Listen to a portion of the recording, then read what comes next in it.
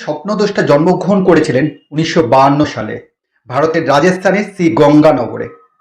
তার নাম রবীন্দ্র কৌশিক। ছোটবেলা থেকেই তিনি ছিলেন অসম্ভব মেধাবী আর সাহসী। কলেজে পড়ার সময় নাটক মঞ্চস্থ করতেন, যেখানে তিনি অভিনয়ের জাদুতে মুগ্ধ করতেন সবাইকে।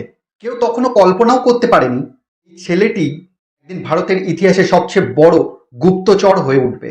রবীন্দ্রের অভিনয়ের প্রতিভা চোখে পড়েছিল রয়ের কিছু কর্মকর্তার, আর সেখান থেকে শুরু হয় এক অদ্ভুত যাত্রা।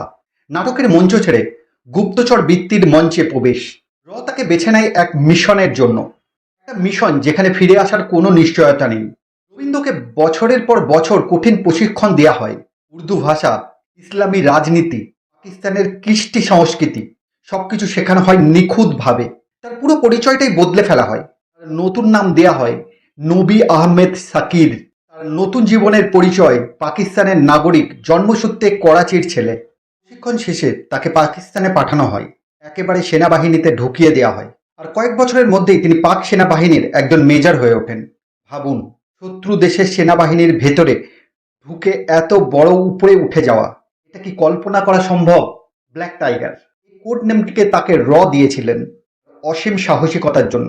1979 থেকে 1983 এই সময়ে রবীন্দ্র অজস্র গোপন তথ্য পাঠিয়েছিলেন ভারতের কাছে।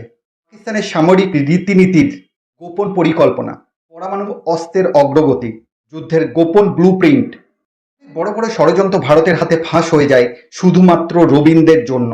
ভারত সরকারের কাছে তিনি ছিলেন এক অদৃশ্য রক্ষাকর্তা। 1983 সালে এক ছোট্ট ভুল, এক অনভিজ্ঞ এজেন্টের কারণে রবীন্দ্রের তিনি বিষ ঢুকে পড়ে। তাকে চিনে ফেলা হয়। পাকিস্তানি গোয়েন্দা সংস্থা আইএসআই তাকে গ্রেপ্তার করে। তারপর শুরু হয় অকল্পনীয় নির্যাতন, দিন রাত মারণ জিজ্ঞাসাবাদ, শারীরিক ও মানসিক অত্যাচার। কিন্তু রবীন্দ্র কৌশিক নিজের মাটিকে কখনো বিক্রি করেননি। নিজের দেশকে বাঁচাতে তিনি মুখ খোলেননি। এক টুকরো কাগজেও তিনি ভারতের নাম প্রকাশ করেননি। 1983 থেকে 2001, প্রায় 18 বছর পাকিস্তানের করাচি জেলে বন্দী ছিলেন রবীন্দ্র কৌশিক। নিঃসঙ্গ, অবহেলিত, অথচ অপরাজয়ের মনোবলে তিনি বেঁচে ছিলেন। 2001 সালের 21শে নভেম্বর কারাগারের অন্ধকার কুঠুরিতে শেষ নিঃশ্বাস ত্যাগ করেছিলেন তিনি। ভারত সরকার তাকে অবদানের প্রতি শ্রদ্ধা জানালেও তার পরিচয় দীর্ঘদিন গোপন রাখা হয়।